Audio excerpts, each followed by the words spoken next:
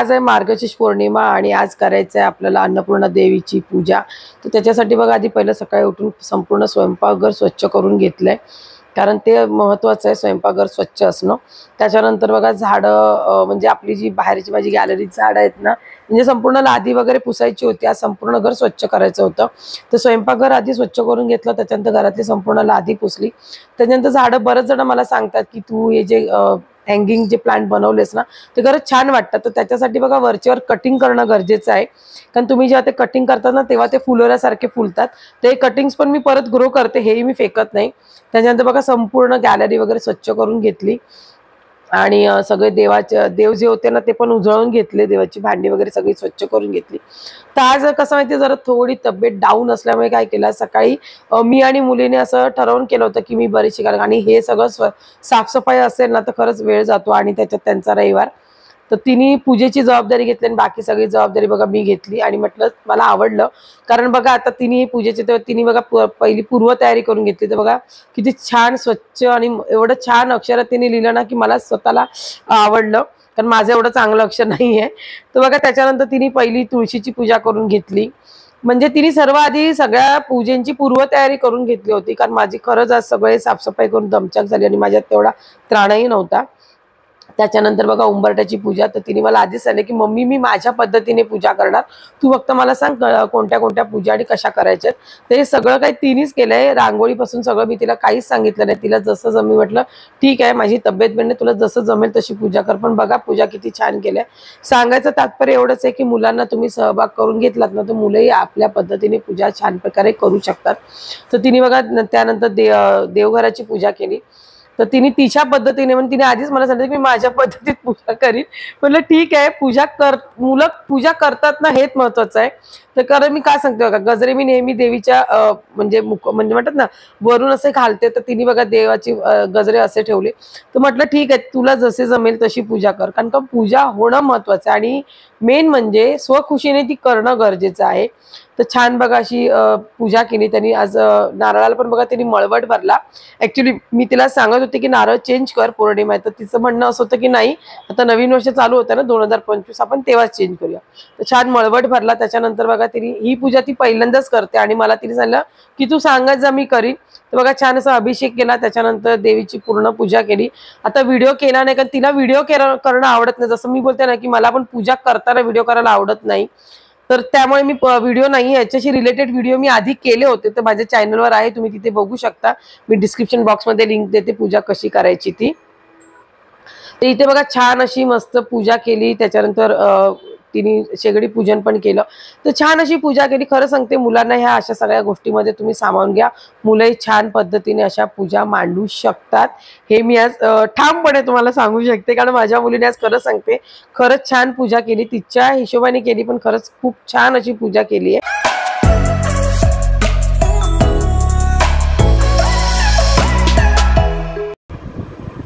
Hello नमस्कार, कसे आहेत सगळे, मस्त मजेत आहात ना। आज बघा रविवार आहे, ॲक्च्युली काल अर्धी पौर्णिमा झाली, आज पौर्णिमा चालू झाली। आता बऱ्याच जणांना प्रश्न पडतो की पौर्णिमा काल करायची की आज करायची, तर मी बघा मी आजच केली, कारण आपण जनरली काय करतो की सूर्य उगवल्यानंतर जो दिवस चालू होतो ना त्याच्याप्रमाणे उपवास करतो। आता मला उपवास असतो पौर्णिमेचा, सो मी आज पूजा केली। बऱ्याच जणांनी कालही केली पौर्णिमेची पूजा।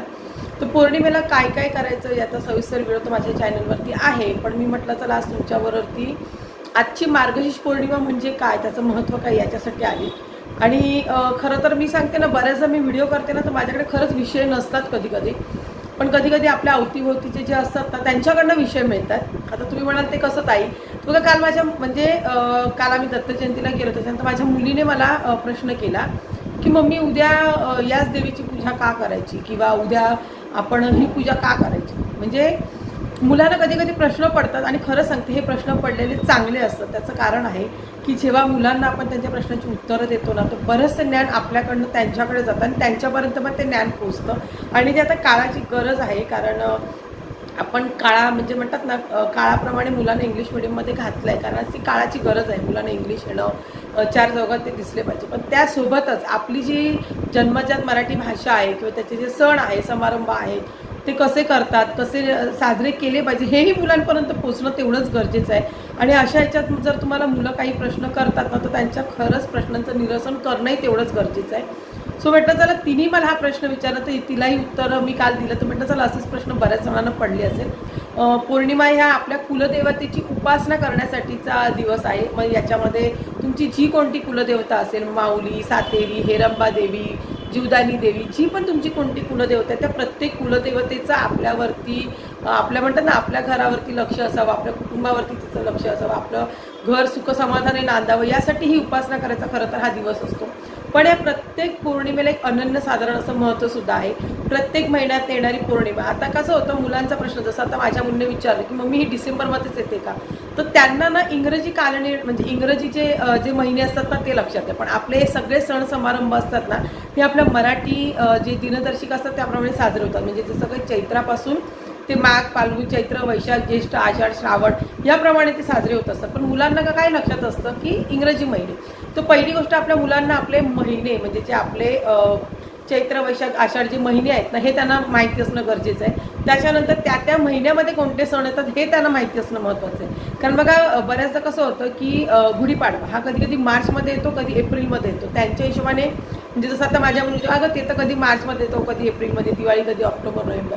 पण ॲक्च्युअलमध्ये दिवाळी कधी येतं तर कार्तिक महिन्यात येते. गुढीपाडवा कधी येतो तर चैत्र महिन्यात होतो. म्हणजे काय, तर आपले जे सण आहेत ना ते आपल्या मराठी कालनिर्णय, मराठी दिनदर्शिकेप्रमाणे येत असतात. हे आधी मुलांना माहीत असणं महत्त्वाचं असतं.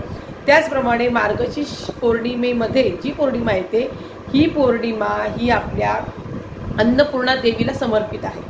असं नाही की आपण पूजा करतोय. बघा आपण रोजच गणपती बाप्पाची पूजा करतो, देवींची पूजा करतो, पण तरी वर्षातून एकदा आपण भाद्रपद महिन्यात गणपती आणतो किंवा नवरात्र अश्विन महिन्यामध्ये नवरात्र साजरी केली जाते. तर याचं काय आहे, तर आपण रोजचं देवांची पूजा करतो, पण त्याच्या व्यतिरिक्त देवाची जरा अति म्हणतात ना जास्त प्रमाणात पूजा किंवा एक दिवस ठरलेला असतो की त्या दिवशी त्यांची यथासांग पूजा केली जाते. तसंच आहे की मार्गशीर्ष पौर्णिमेमध्ये जी मार्गशीर्ष पौर्णिमा येते त्या दिवशी आपण अन्नपूर्णा देवीची उपासना करतो. अन्नपूर्णा देवीला अभिषेक केला जातो. दूध, दही, तूप, मध, साखर तुम्हाला जसं जमेल तसं. त्याच्यानंतर हळदी कुंकाचं करता, तर असा तिच्यावरती अभिषेक करतात. त्याच्यानंतर तिची स्थापना करतात तांदळामध्ये.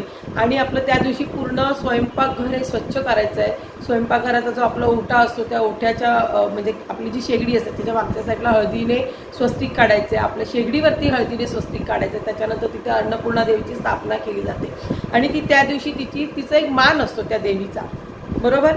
आता बरेच जण म्हणतील की आमच्याकडे देवी म्हणजे नाही आहे, काही जणांकडे अन्नपूर्णा देवी नसते, जसं तर माझ्याकडे पण नव्हती. काही जणांकडे पद्धत नाही आहे माहेरी द्यायची. तर बऱ्याच जणांकडे ही पद्धत आहे की आई मुलीला माहेरी जाताना अन्नपूर्णा देवी देते. तर प्रत्येकाकडे ही पद्धत आहेच असं नाही आहे. तर जे आता कोणाकडे नसेल तर तुम्ही म्हणाल की आम्हाला कसं करताय, तर तुम्ही आजचा दिवस तर तुम्हाला नाही मिळाला तर वर्षभर वाट तर बघू शकत नाही.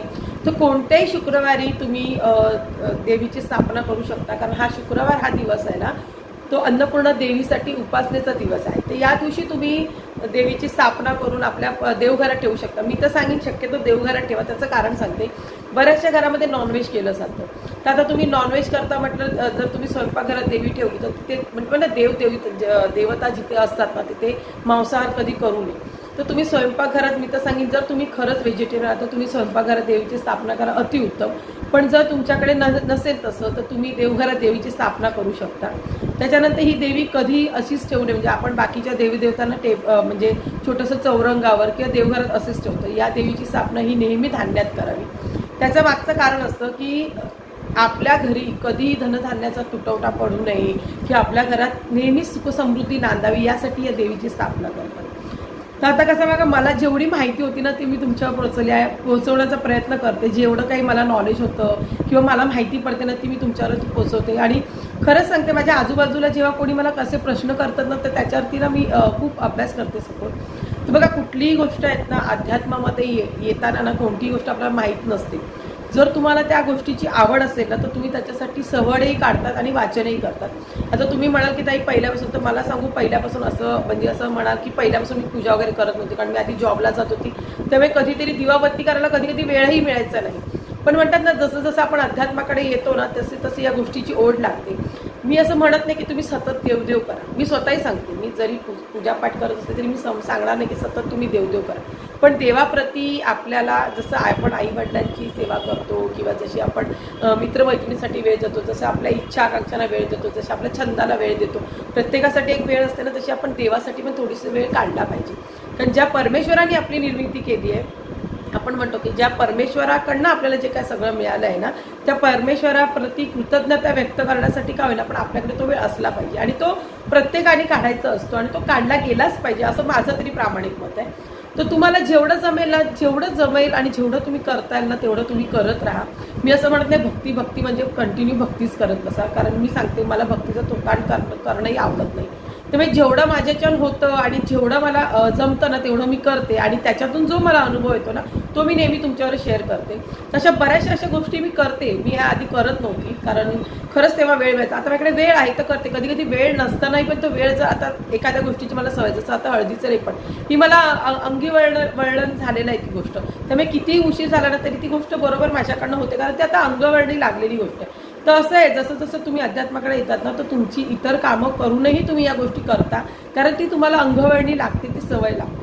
आणि ह्याच गोष्टी आहेत ना ह्या तुम्ही मुलांना शिकवायचं. बघा आता पूर्वी ते आपल्याला ना एखादं टेन्शन आलं किंवा काही झालं तर आपण ना ते पचवत होतो, पण आत्ताच्या मुलांना एखाद्या गोष्टीला आपण नकार दिला किंवा टेन्शन आलं तर त्या मुलांना पचवण्याची ताकद उरत नाही. कारण कसं आहे, कारण ही मुलं फक्त आहे ना ग्रहण म्हणजे ना गोष्टी मिळत गेल्या त्यांना, यांनी कधी त्या गोष्टीसाठी कोणताही त्याग नाही केलाय किंवा कोणत्या गोष्टीसाठी त्यांना वाट नाही बघायला लागली. असं तर त्यांच्या काही प्रश्नांची उत्तरं देणं गरजेचं आहे. त्यांना काही गोष्टी माहीत असणं गरजेचं, जसं आपले सण समारंभ कुठले, आपले महिने कुठले. बऱ्याच मुलांना चैत्र, वैशाख, ज्येष्ठ, आषाढ हे खरंच माहिती नाही अजूनही. बऱ्याच मराठी कुटुंबामध्ये कसं होतं बघा, मी तर सांगते आता आपलं सगळ्यांचं बऱ्याच जणांचं मी सांगेन जन्मस्थळ हे गाव असेल. आता आपण मुंबईत होतो, आता तर माझा जन्म मुंबईत झाला आहे, पण आपल्या अगोदरची जी पिढी आहे ते बऱ्याच जणांचा जन्म बघा गावात झाला आहे. नोकरीनिमित्त ती लोक मुंबईत आली, पण मुंबईत आल्यानंतर काय केली, इकडची संस्कृती जपता त्यांनी आपल्या मुलांना मराठी इंग्लिश मिडियम शाळेत टाकलं, पण मराठी संस्कृती कुठेतरी मागे पडत झाली आणि आता माहिती आहे मराठी भाषेला अभिजात दर्जा मिळत चालला. मग अशावेळी आपली भाषा जपणं आपल्या हातात आहे. आपले सण कोणते आहेत, आपलं म्हणतात ना अक्षरशः 12 खडीपासून मुलांना माहीत असणं गरजेचं आहे आणि ही काळाची गरज आहे. जर तुमच्या मुलांना ही माहिती दिली नाही ना, पुढे आपली भाषा प्रगत म्हणतात ना पुढे जायची असेल तर त्या गोष्टीचं ज्ञान आपल्याला आतापासून करून देणं गरजेचं. तसंच आपले देवांचं संदर्भात आहे. पूर्वी आपल्या पूर्वजांनी केलं पण त्यांच्याकडे ज्ञान नव्हतं, विज्ञानाशी त्यांचं काही घेणं नव्हतं, त्यांचा संबंध होता निसर्गाशी जे घडत होतं, निसर्गामध्ये जे घडत होतं त्याच्याशी रिलेटेड ते सगळं त्यांचं बोलणं असायचं. त्यामुळे आपण असं म्हणायचं की आपले पूर्व मागासलेले, पण पूर्वज आपले मागासलेले नव्हते. आज त्यांनी ज्या रीती, प्रथा, परंपरा जपल्या आहेत ना, आज त्याच कुठेतरी आपल्याला उपयोगी पडत आहेत आणि त्याचंच अनुकरण जर तुम्ही केलं ना तर बघा अशा बऱ्याचशा अशा गोष्टी आहेत त्यांनी ऋतुमानानुसार केल्या आहेत. इव्हन आपलं खाणं पिणं, देव म्हणजे देवाप्रतीची जी उपासना वगैरे आहेत त्या तंतोतंत जुळतात आहे. आपण त्याचा कधी सखोल अभ्यास केल्यानंतर तुमच्या लक्षात येईल की आपल्या पूर्वजांनी ज्या पण रीतिरिवाज किंवा पद्धती ज्या केल्या आहेत ना त्या चांगल्याच होत्या आणि त्या आपल्या भविष्यासाठी होत्या. इव्हन ऋतुमानानुसार जे खाणं पिणं पण आहे ना ते आपल्या तब्येतीसाठी आहे. आज आपण काही खातो, काही पितो, मला माहिती आहे विषयांतर होत आहे, पण मला सांगायचं पर्पज एवढाच आहे की तुमच्या मुलांना जर देवाप्रती देवाची आवड निर्माण व्हायची असेल तर तुमच्या मुलांनाही पूजा करताना काही गोष्टीमध्ये इन्क्लूड करून घ्या. काही गोष्टी त्यांना आवर्जून सांगा की हे तू कर, मी तोपर्यंत हे काम करते, मला हे जमणार नाही, जरा तू करतेस का, तर मग मी हे करते. मुलांना बघा आपणहून आवड निर्माण होईल. तर मला एवढंच म्हणायचं आहे की बघा वर्षाला 12 पौर्णिमा येतो, प्रत्येक पौर्णिमेचं एक वेगळं महत्त्व असतं, प्रत्येक पौर्णिमेसाठी एक वेगळा दिवस असतो. जसं बुद्ध पौर्णिमा आहे, ज्येष्ठातली पौर्णिमा आहे, ती वटपौर्णिमा आहे, आषाढ पौर्णिमा आहे, कार्तिक पौर्णिमा, अशा बऱ्याचशा पौर्णिमा आहेत. पहिली गोष्ट तुम्ही आपल्या मुलांना आपले मराठी महिने सांगा आणि त्या मराठी महिन्याप्रमाणे कोणते सण येतात ते सांगा. बऱ्याच जणांना हेही माहिती नसेल, मी तुम्हाला आज आठवण करून की आपल्या वर्षाला 4 नवरात्र येतात. आता किती जणांना माहिती मला कमेंट करून नक्की सांगा, पण खरंच आहे आपल्या वर्षामध्ये 4 नवरात्र येतात. आता तुम्ही म्हणाल कधी येतात, बघा चैत्र नवरात्र येतात, म्हणजे मराठी महिन्याप्रमाणे पकडा. तर चैत्रात एक नवरात्री येते, ती असते आपलं म्हणजे गुढीपाडवा म्हणतात ना जो चालू होतो तिथपासून जी रामनवमीपर्यंत जी नवरात्र चालते ती एक नवरात्र. त्याच्यानंतर येते नवरात्र, खंडोबाची नवरात्र.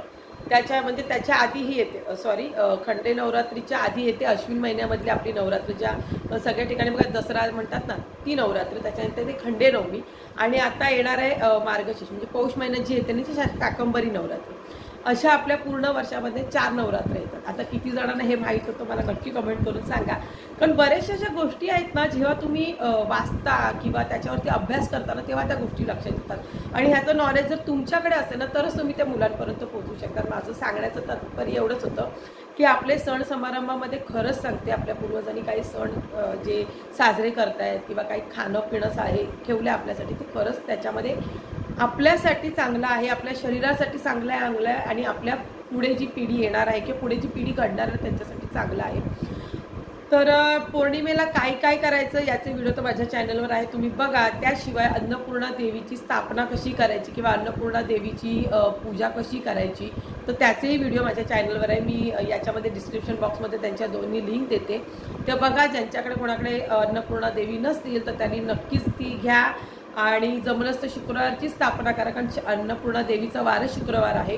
आता मार्गशीर्ष पौर्णिमेसाठी तुम्ही परत 1 वर्षाची वाट नका बघू, असं काही नाही. शुक्रवारच्या जी शुक्रवारी येतं ज्यांच्याकडे नसेल त्यांच्यासाठी सांगते, तर त्या दिवशी तुम्ही तिची स्थापना करा, कारण ते आपल्या घरासाठी वगैरे चांगलं असतं. आणि हा माझा अनुभव आहे म्हणून मी तुम्हाला सांगते, कारण माझ्याकडेही नव्हती, माझ्या आईनी पण काय मला दिली नव्हती. मला कळलं की असणं गरजेचं का आहे त्याच्यामागचं हे बघितलं. त्याच्यानंतर आता मला जवळजवळ 3 वर्ष झाली मी त्या देवीची स्थापना करते, त्याच्यातून मला जे अनुभवाला आलं त्याच्यातून मी तुम्हाला सांगते.